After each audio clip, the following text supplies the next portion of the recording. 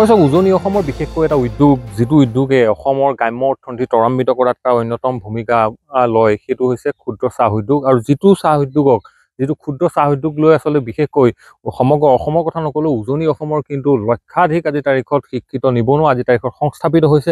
চাকৰিৰ পাছত নদৌৰি আচলতে এইসকল শিক্ষিত যুৱক আজি তাৰিখত কিন্তু উজনিত স্বাৱলম্বী হোৱা পৰিলক্ষিত হৈছে, যে ক্ষুদ্ৰ চাহ বাগান আনক ওপৰত ভিত্তি কৰি। কিন্তু এই মুহূৰ্তত যদি আমি চাওঁ যে এই ক্ষুদ্ৰ চাহ কৃষকসকলৰ আজি তাৰিখৰ যি অৱস্থা, সেই অৱস্থা নিশ্চিতভাৱে আজি চিন্তাৰ অন্যতম কাৰণ, যে বিভিন্ন সময়ত বিভিন্ন ধৰণৰ সমস্যাই এই ক্ষুদ্ৰ চাহ উদ্যোগটো কিন্তু সমস্যাত পেলাই আহিছে। কোনোবা সময়ত যদি খৰাঙে যদি পিৰিছে, কোনোবা সময়ত কীটনাশকৰ যি অত্যাধিক মূল্য বৃদ্ধি, তাৰ সমান্তৰালভাৱে এই মুহূৰ্তত কিন্তু এই যিসকল ক্ষুদ্ৰ চাহ কৃষক, এইসকলৰ মূৰত অন্য এক ৰাম টাঙোন পৰিছে, যে ইয়াৰ যি কেঁচা পাতৰ যি মূল্য, এই কেঁচা পাতৰ মূল্য আচলতে যি নিম্নগামী মূল্য, এই নিম্নগামী মূল্যই কিন্তু এই মুহূৰ্তত সকলোকে স্তম্ভিত কৰিছে আৰু এক প্ৰকাৰে এই উদ্যোগটোলৈ কিন্তু অশনি সংকেত কঢ়িয়াই আনিছে। আৰু মই পোনে পোনে একাংশ আমাৰ লগত ক্ষুদ্ৰ চাহ কৃষক আছে, তেখেতসকলৰ পৰা প্ৰথমে মতামতটো জানি ল'ব বিচাৰিছোঁ, কেনেকুৱা ধৰণৰ যে এই যিখিনি কথা ক্ষুদ্ৰ চাহ কৃষকৰ যি সমস্যা বিভিন্ন সমস্যা আমি বাতৰি কৰি থাকোঁ, আজিৰ তাৰিখত আকৌ আহিলেকে যে মূল্য আজি তাৰিখত অভাৱ, কেনেকুৱা ধৰণৰ মূল্য আজি তাৰিখত আপোনালোকে পাইছে? চাওক, একেবাৰে মূল্য মানে আমি অতি নিম্ন মূল্য পাইছোঁ। একেবাৰে আমাৰ যিটো কষ্ট অফ প্ৰডাকশ্যন তাতকৈ আমি কম পাইছোঁ। আৰু এনেকুৱা হৈ থাকিলে ক্ষুদ্ৰ চাহ খেতিয়ক একেবাৰে ধ্বংস হৈ যাব। এফালে চাওক, এফালে আমাৰ প্ৰডাকশ্যন একেবাৰে নাই।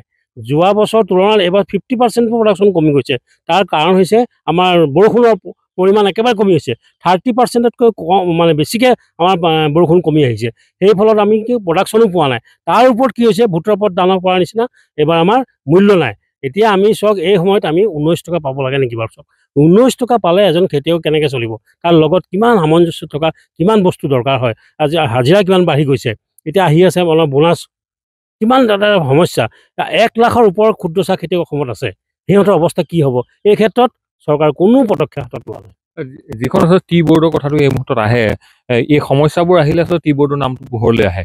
টি বোৰ্ডে এই ক্ষেত্ৰত কি কৰে? আচলতে তেওঁলোকে এই ক্ষেত্ৰত যিটো মূল্য তেওঁলোকে নিৰ্ধাৰণ নকৰে। প্ৰতি বছৰে আচলতে এই একেটা সমস্যাতে আপোনালোক পৰে। এই চৰকাৰখন বা টি বোৰ্ড নামৰ যিটো বিভাগ আছে, এইখিনি কি কয় আচলতে? টি বোৰ্ডে কি কৰে আজিলৈকে মই দেখা নাই। টি বোৰ্ডে আহিব, টি বোৰ্ডৰ মানুহ আহিব, হ'ব কোৱালিটি তোমালোকে মেইনটেইন কৰা, এনেকৈ ছিঙিবা তেনেকৈ ছিঙিবা, অকল সেইটো কথা কয়। মই কেইবাবাৰো টি বোৰ্ডৰ মানে বিশেষ মানুহসকলক মই লগ কৰি সুধিছিলোঁ যে আপোনালোকে ৰেটৰ কথা পাতিব পাৰে নাই, ৰেটটো ঠিক কৰিব পাৰে নাই? বোলে আমাৰ ৰেটৰ কথাটো আমি পাতিব নোৱাৰোঁ, আমাৰ অধিকাৰ নাই। এতিয়া সেইকাৰণে টি বোৰ্ডৰ, মই কৈছোঁ নহয়, ক্ষুদ্ৰ চাহ খেতিয়কৰ ক্ষেত্ৰত টি বোৰ্ডৰ কোনো কাম নাই বুলিয়ে মই জানো। কিন্তু এই ক্ষেত্ৰত চাওক, এই ক্ষেত্ৰত এনেকুৱা ধৰণৰ প্ৰশ্ন কিন্তু বহু সময়ত আহে, যিসমূহ বটলি ফেক্টৰী আচলতে এই ব্যক্তিগত মালিকানাধীন যিসমূহ ব্যক্তিগত যি বটলি ফেক্টৰী, বহু সময়ত কিন্তু বটলি ফেক্টৰীসমূহেও কিন্তু কিছুমান সুবিধা লোৱা বুলি অভিযোগ আহে। এইটো কিমান সঁচা বুলি আপোনালোকে ভাবে? এইটোতো সঁচা কথা। আজি চাওক, আজি 4 দিনমান আগত যোৰহাট DC হেৰিত, মানে DC লগত মানে এটা ক্ষুদ্ৰ চাহ খেতিয়ক আৰু আমাৰ ফেক্টৰীবিলাকৰ মালিকবিলাকৰ লগত এটা আলোচনা হৈছিলে, যে তেওঁলোকে DCয়ে কৈ দিছিলে যে নিম্নতম মূল্য 25 টকা দিবই লাগিব, তাৰ ওপৰত যাব লাগিব। তেওঁলোকে হয় বুলি মানিছিলে, দিম বুলি কৈছিলে, কিন্তু কথা আমিতো পোৱা নাই এতিয়ালৈকে। মানে কথাটো হ'ল এনেকুৱাই, তেওঁলোকে ফেক্টৰীৰ মালিক পক্ষই কেতিয়াও ক্ষুদ্ৰ চাহ খেতিয়কৰ কথা চিন্তা নকৰে। তেওঁলোকৰ অকল নিজৰ লাভৰ কথা চিন্তা কৰে। আৰু আমি নিৰূপায়। চাওক, পৃথিৱীত এনেকুৱা এটা বস্তু, যি খেতিয়কে প্ৰডাকশ্যন যি কৰে সি দাম নিৰ্ধাৰণ কৰিব নোৱাৰে। কৰিব কোনে? যি কিনিব। ক'ত আছে পৃথিৱীত যে কিনা মানুহজনে দাম নিৰ্ধাৰণ কৰিব? বেচা মানুহজনে একো কৰিব নোৱাৰে, বেচা জানো বহি থাকে? আমাৰ চাওক, আজি পাতটো যেনিবা আমি নেবেচিলোঁ, কালি বেচিম, সেইটো জানো সম্ভৱ হ'ব? এঘণ্টাৰ পিছতে পাত বেয়া হৈ যায়।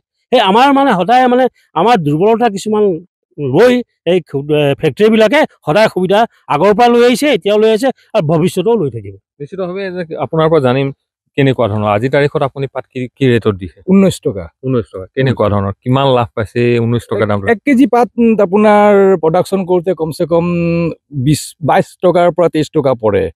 19 টকা পাইছোঁ। তো সেইটো লছতে গৈছে 3 টকামান।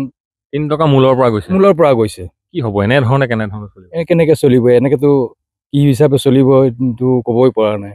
নিশ্চিতভাৱে চাওক এয়া হ'ল সমস্যা আৰু এয়া হৈছে ক্ষুদ্ৰ চাহ কৃষকসকলৰ এয়া সমস্যা যিসমূহ সমস্যা আচলতে 1 কেজি কেঁচা পাত আজি তাৰিখে উৎপাদন কৰিবলৈ যিসকল কৃষকসকলৰ যি মন্তব্য যে 1 কেজি কেঁচা পাত উৎপাদন কৰিবলৈ আজি তাৰিখত 22 টকাৰ পৰা 23 টকা খৰচ হয় তাৰ সেই সময়ত কিন্তু আজি তাৰিখত বজাৰ মূল্য 19 টকা নিৰ্ধাৰিত হৈছে বজাৰ 19 টকাকৈ বিকিছে আৰু এনেধৰণে আচলতে এই মুহূৰ্তত এইসকল কৃষক আজি তাৰিখত আচলতে দিশহাৰা হ'ব লগা হৈছে আৰু এই ক্ষেত্ৰত কিন্তু মই বাৰম্বাৰ আমি ক'ম যিটো টি বৰ্ডৰ প্ৰসংগটো এই মুহূৰ্তত আহে বিশেষকৈ চৰকাৰখনৰ প্ৰসংগটো আহে এই ক্ষেত্ৰত কিন্তু কৰণীয় আছে আৰু এইসমূহ বিষয়ৰ ওপৰত মুখ্যমন্ত্ৰীজনৰ কিন্তু ভূমিকা সকলোৱে আশা কৰে কিয়নো যি আচলতে ক্ষুদ্ৰ চাহ উদ্যোগ এই চাহ উদ্যোগটোৱে হৈছে অসমৰ মই বাৰম্বাৰ ক'ম যে অসমৰ গ্ৰাম্য অৰ্থনীতি ত্বৰান্বিত কৰাত অন্যতম এটা উদ্যোগ আৰু এইটোৱে উদ্যোগ যিটো উদ্যোগত আচলতে অসমৰ থলুৱা লক্ষ লক্ষ যুৱক আজি তাৰিখত সংস্থাপিত হৈ আছে এই উদ্যোগটোৰ উদ্ধাৰ কৰিব লাগিব চৰকাৰখনে অন্যথা কিন্তু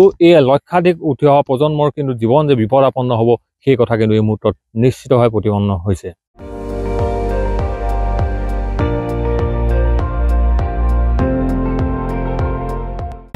আপুনি চাই আছে ND24 সৰ্বশ্ৰেষ্ঠ নহয় সৰ্বোত্তমৰ দৌৰত